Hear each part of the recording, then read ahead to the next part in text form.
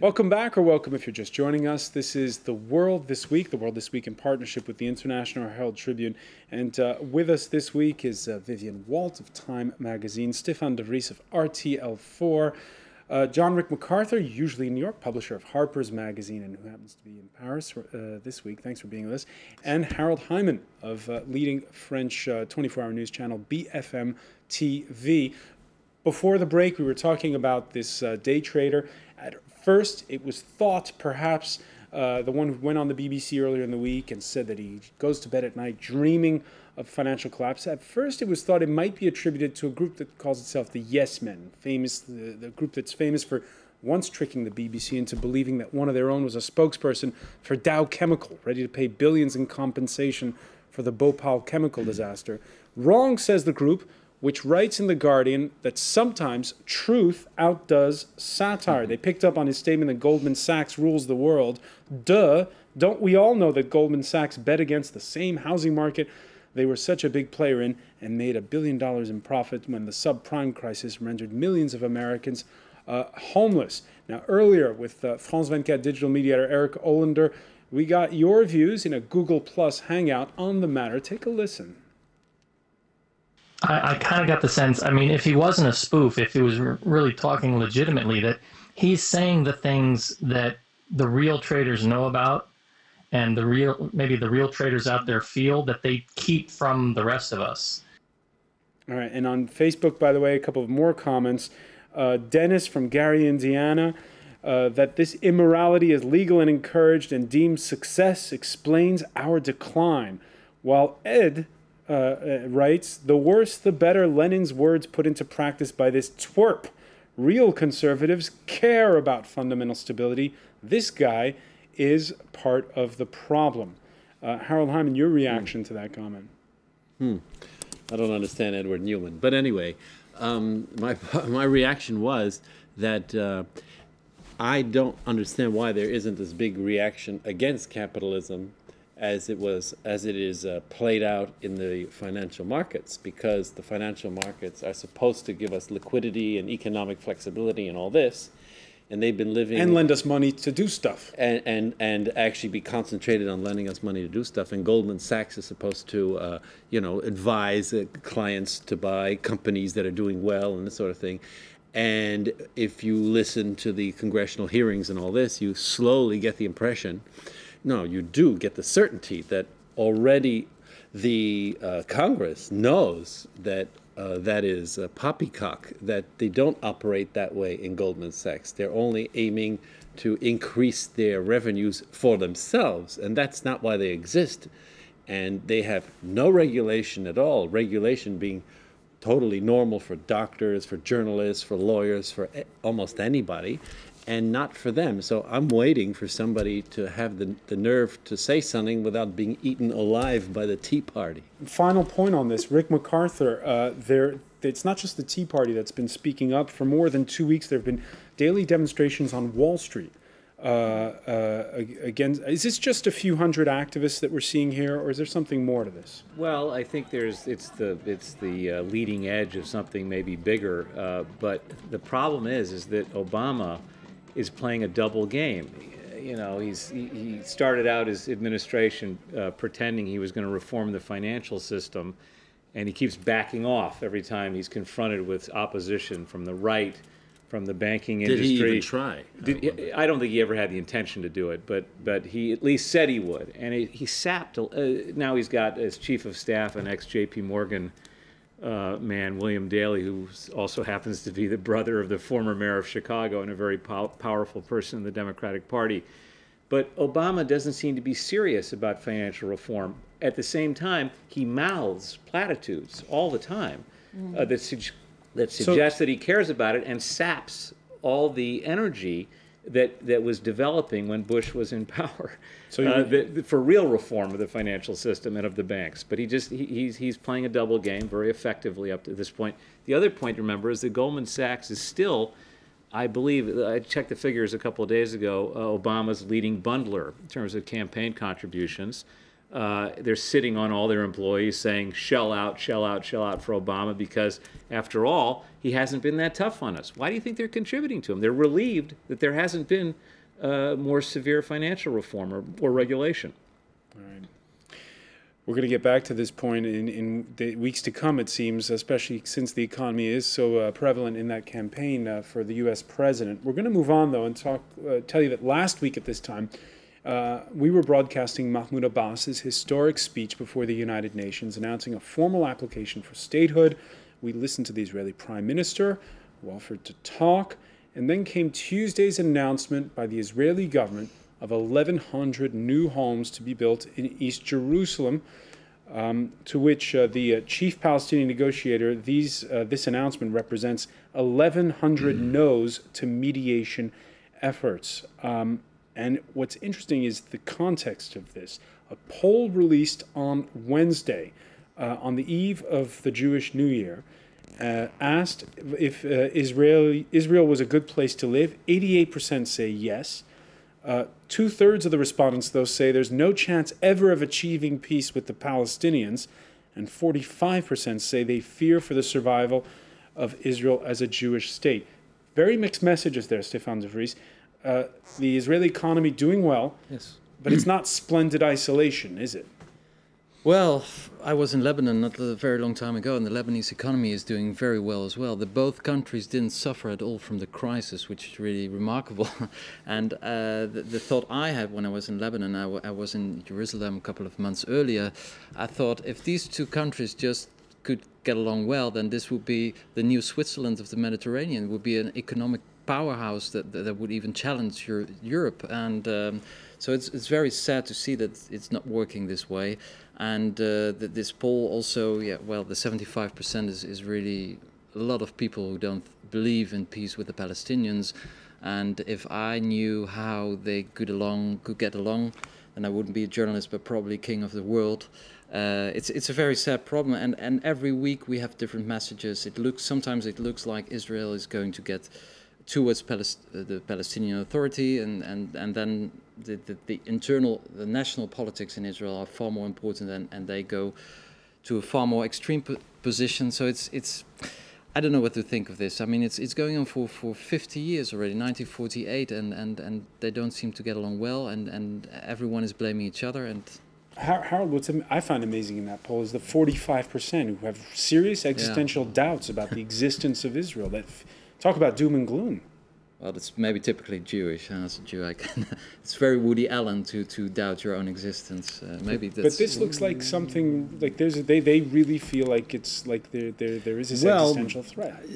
That must be their most realistic trait, because they have one imaginary threat. Okay, it's Iran hurling bombs at them. I mean, if Iran did hurl some sort of atomic bomb, it would destroy Jerusalem and all the Palestinians with it. So it's kind of difficult to see that would really happen. But they do think about this, especially in the higher levels of the armed forces. The Iranian threat, and Iran doesn't even have one bomb. Israel has 300, between 80 and 300. No one really knows. Nuclear bombs, we're talking. So they're sort of worried about the thing not to worry about, which is Iran. I mean, not that Iran is nice, but... And they don't trust the Palestinians, but they didn't give the Palestinians any chance, really. By encroaching in Jerusalem, you might as well just slap 25 Palestinians in the street every day when you go to work, and you're just about doing the same thing. So they've sort of compounded this terrible behavior with the Palestinians from a psychological point of view with this crazy fear of Iran, and this makes this mix that we're in danger of ceasing to exist, which is kind of hard to believe when you see how powerful they are. So I think they're deluding themselves. We can see on that point the reaction of the United States. Last week we talked at length about what a tough position Barack Obama was in when he went to the UN, caught between the hopes he raised when he spoke in Cairo in 2009, that speech he gave to the Arab world, and the voters back home who support strongly the state of Israel. We can listen to the reaction of the U.S. Secretary of State on Wednesday, Hillary Clinton. We believe that this morning's announcement by the government of Israel approving the construction of 11 housing units in East Jerusalem is counterproductive to our efforts to resume direct negotiations between the parties. Counterproductive. Could she have gone further, or is she stuck in a bind? Look, all of this is about domestic American politics. I went to and really intra-party politics in the Democratic Party. I went to the UN speech hoping to see Abbas, but I was late and saw Netanyahu instead. Who spoke in English, not in Hebrew. First of all, it's a tremendous advantage. But he spoke to the American people directly, as if he were a senator speaking on behalf of the 51st state of the United States. And he mixes everything up. Terrorism, Iran, Palestinians. It's terribly unethical what he does, but politically brilliant, because he touches on all the basic fears of Americans. Militant Islam, Iran, 9/11, et cetera, Al-Qaeda, and he mashes them all together in this very, very demagogic but very, very effective way. There is no way the Palestinians can evoke the kind of sympathy that he does. He also brilliantly said he'd run into a couple of Palestinians, people from the Palestinian Authority, who'd said, we won't have any Jews in our new state of Palestine. We, on the other hand, will continue to defend minority rights in Israel, the way we always have. And this sort of thing plays very, very well to the American street and to New York in particular. You can't beat it. But I'll just add one other thing, which I think is very important. The most important player in the Middle East, potentially in the Middle East peace process, that wasn't heard from is Saudi Arabia. Saudi Arabia, in my opinion, has no interest in seeing a Palestinian state established. It would probably be a very successful democracy, at least on the West Bank. The Palestinians have I was going to say laïc, excuse me, secular infrastructure of professionals, very bourgeois, very well educated. The Saudis, if they wanted to, could pressure the United States into forcing Israel's hand and forcing some kind of resolution of the crisis. They don't want one. The only statement that the Saudi Arabians made during the entire General Assembly system was a statement on behalf of fighting non-communicable diseases. I'm not making this up. So you have this immense player, and I go back to Obama's double game. He says he wants to help Arabs find their voice and promote democracy and so on and so forth. What's he doing? On one of his first foreign trips in June of 2009, he goes to the throne room and with Rahm Emanuel, a son of Israel, and receives a gift from King Abdullah. What is that about? It's about telling the world, telling the Democratic Party, nothing's going to change. I'm for the status quo. I may say this about Arab nationalism or Arab rights or Arab aspirations, but things are going to stay the same. All right, and one final point on this before we move on. We can see images from Cairo's Tahrir Square after Friday prayers, where Egyptian activists staged a protest rally demanding an end to emergency laws and a speedy transfer of power to civilians. Vivian Walt, you were in Cairo last week. You wrote on your blog about how the Camp David Accords are not being put into question, actually, right now. No. I mean, certainly no Egyptian politicians, and I spoke to many from, the Muslim Brotherhood right through the spectrum, has any desire to tamper with the Camp David Accords for the simple reason that they can't afford a war. And they just simply can't afford to kind of stir up the pot. However, this whole issue around the Palestinian application for statehood in the UN, Obama's, utterly tepid response to this, and his assurance to Americans, here again, the domestic political agenda, that he would veto any application, has really infuriated Egyptians. And suddenly made it an issue? And made it an issue, whereas really, I mean, I was there through the entire revolution. You never saw an Israeli flag being burnt. It was not on the agenda, and it is really now on the agenda. And aside from that, the Egyptians simply are really befuddled by how stupid the Israelis are not to make a deal at this point. All right, we'll see if that's an epiphenomenon or whether this is something that is going to last. One final point. Already in the past few months, their hearts seemed, well, how do we put it, no longer in it. We're talking about Kremlinologists, as they're called, quietly dropping the pretense of a rivalry between Russia's once and future president and his once and future prime minister. Last weekend, the party of Prime Minister Vladimir Putin putting the suspense to bed for good, announcing his plan to seek the top job next year. Now, Dmitry Medvedev will return to being the PM, and he'll go without a fight. He may be going quietly, but not his finance minister, with whom Medvedev engaged in a stunning live television spat during a presidential commission meeting on modernization. This was the scene on Monday in Dmitrievgrad. If you think you have different views on the agenda than those of the president, well, there's just one thing to do, and you know what that is. Submit your resignation. Dmitry Anatolovich, I indeed have differences with you, but I will take a decision in connection with your suggestion after I consult the Prime Minister. You know what? You can consult anyone, including the Prime Minister. But while I'm the president, I take such decisions on my own. All right, that's what Dmitry Medvedev said. This is, of course, this was going out live. Well, within 24 hours, another precinct had been heard from. The duties of the minister will be performed by Anton Germanovich Silvanov.